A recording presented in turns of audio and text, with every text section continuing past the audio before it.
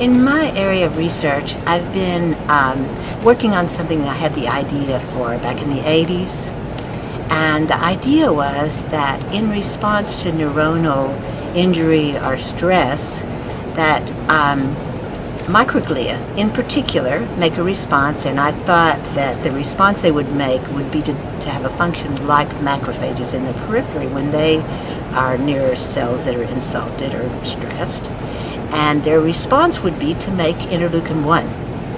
And in the periphery, we knew at that time that interleukin-1 induced the T helper cells to make interleukin-2. And then that started a whole cascade of the immune response. And I thought a similar kind of event would happen in the nervous system that might account for the neurodegeneration. And the neurodegeneration would be similar to what you see, for example, in the knee, when you have overexpression of cytokines like IL-1 that engender further and further degeneration. So it's like the turning on of a system that in a small way might be beneficial to clean up a little debris, for example. And in a chronic situation, like for example in a disease like Alzheimer's disease, then in that setting, because it's chronic, then over time you would produce more and more interleukin-1. And that would drive the cascade of events. And I envisioned that the cascade of events would be to activate astrocytes. They would make factors, not IL-2, but a factor we chose, S100 beta, because it induces the improper growth of neurites, the processes from neurons.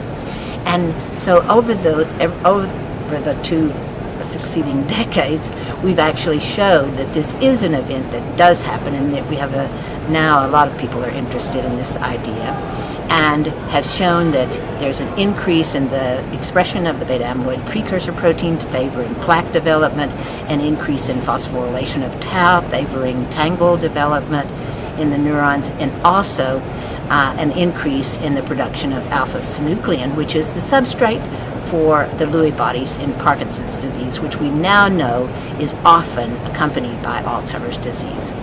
And these actions then, this action of interleukin-1 and other cytokines likely, but these actions then govern the expression of the substrates, the neuropathological substrates that we see in diseases like Alzheimer's disease, Parkinson's disease, Downs, and in other diseases people are now becoming interested in.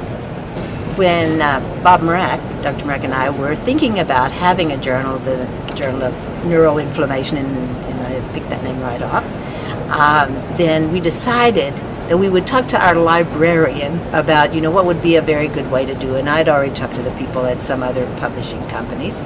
And then when we went to her, she had just gone to a series of talks about open access publishing.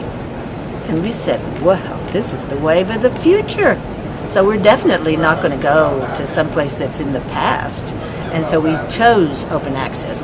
And one of the reasons we chose it is we felt that we could immediately get papers coming in, manuscripts coming in, and they could see their results online, and it would be an instant kind of interaction between a person submitting their paper and then seeing that it had gone out for review, and also having a very rapid turnaround. And so, we have a turnaround that's months, or, from I sent it to you, and now here it is out, and it can be even weeks. And that's very remarkable and quite wonderful. And besides, it's the wave of the future, and we wanted to go in the new way. When we were choosing to start this journal then, and we knew we were going to go with open access, we wanted to be sure to include people around the world, because we have collaborators around the world, and also, of course, we know people all around the world. And so we wanted to make certain that our editorial board represented the world. And we chose the people on our editorial board and called them personally and asked them if they would be on, and told them that we have, we have faith that you will now send to us your articles and your best articles, so we can present this information in a global way, which is the new way. And there's not really any way to do that except the internet. And search engines that you can use that will connect you with the whole world. One of the things that we were interested in starting the journal is to have a global view while really concentrating on cytokines and other markers of inflammation, and also looking at neurodegenerative diseases, and then incorporating the newest information, the newest journal articles, and the newest ideas.